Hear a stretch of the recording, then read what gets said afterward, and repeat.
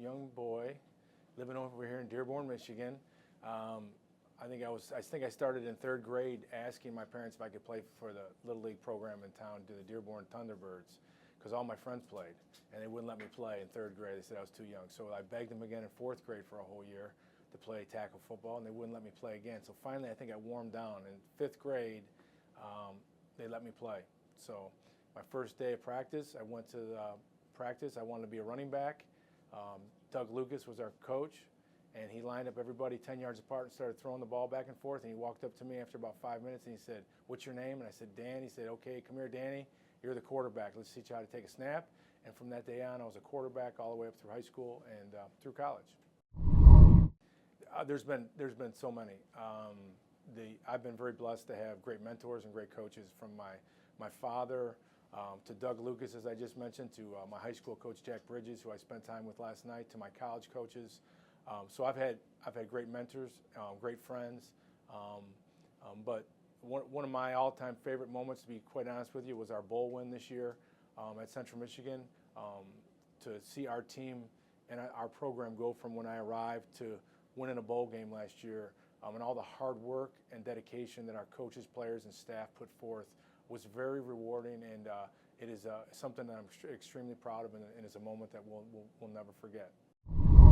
I say well coached.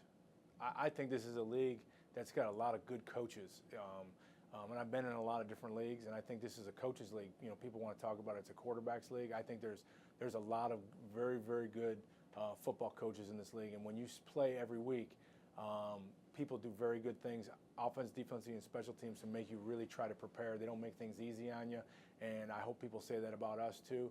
But I think this is a coaches league, so I think it's a well-coached league. It helps tremendously. It helps in recruiting to be able to tell a young man that if we're 7-5 or 6-6, we're going to go to a bowl. And not only are we telling you that, it's been proven that this conference has done that.